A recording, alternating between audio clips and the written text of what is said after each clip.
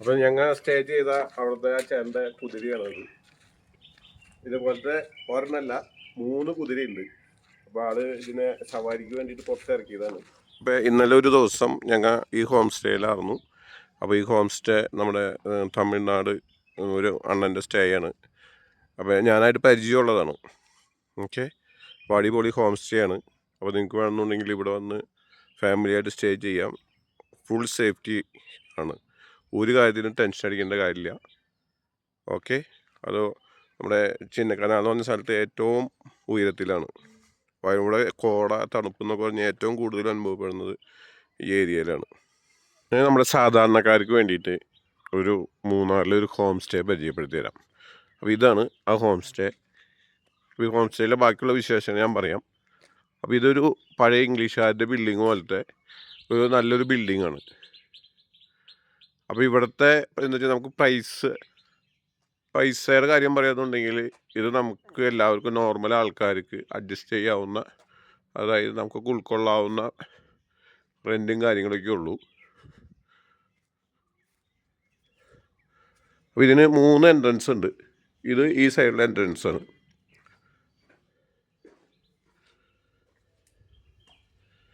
കണ്ടോ,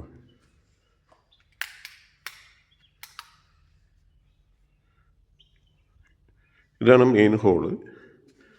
ഇവിടെ താഴത്ത് 3 റൂംസാണുള്ളത്. ഈ വലിയ റൂമാണ്.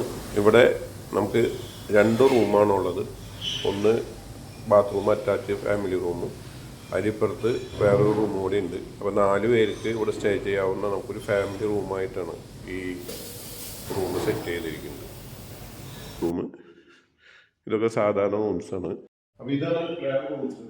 ഇതും ഒരു ഫാമിലി റൂമാണ്.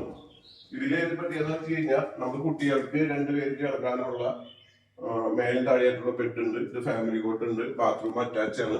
ഇതിന് വേറെ എന്ന് വെച്ച് കഴിഞ്ഞാൽ വുഡൻ ഫ്ലോറാണ്. വുഡൻ ഫ്ലോർ എന്ന് വെച്ച് കഴിഞ്ഞാൽ നമുക്ക് നല്ല തണുപ്പ് ഉണ്ടായാലും നമുക്ക് നടക്കുന്നൊന്നും അങ്ങനെ പ്രശ്നങ്ങളൊന്നും വരില്ല. അപ്പൊ ഇതാണ് ഇവിടുത്തെ ഡീറ്റെയിൽ. ഫ്ലോറിലേക്കുള്ള എൻട്രി ആണ്.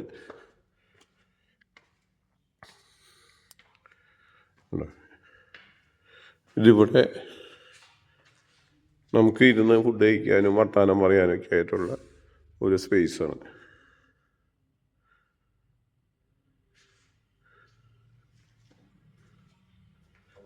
ബിൽഡിങ്ങിൽ താമസിക്കുന്നവർക്ക് നമുക്ക് അവിടെ വേണമെങ്കിൽ ഫുഡ് സെർവ് ചെയ്യും. ഇവിടെ ആകുമ്പോൾ നമുക്ക് ലൈവായിട്ട് ഒരു ഫുഡൊക്കെ റെഡിയാക്കി തരും.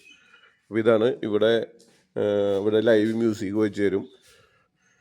പിന്നെ ക്യാമ്പ് ഫയർ അവർ പുറത്ത് അറേഞ്ച് ചെയ്ത് തരും. ഇവിടെ ഉണ്ടോ, ഈ ഏരിയയാണ് നമുക്ക് ഫുഡ് കഴിക്കാനും ക്യാമ്പ് ഫയർ നടത്താനും DJയോ ഡാൻസോ എന്ത് പരിപാടി വേണമെങ്കിലും ചെയ്യാനുള്ള സൗകര്യം. അവിടെ നിന്ന് തന്നെ ബ്രേക്ക്ഫാസ്റ്റ് നല്ല നമ്മുടെ നാടൻ ദോശ, സാമ്പാർ, ചട്നി, ഇതിപ്പോൾ ഓംലേറ്റ് കൂടി പറഞ്ഞിട്ടുണ്ട്. അടിപൊളി ബ്രേക്ക്ഫാസ്റ്റ് കഴിഞ്ഞിട്ട് ഞങ്ങൾ ഇറങ്ങാണ്. ദോശ വന്നു അവനോടി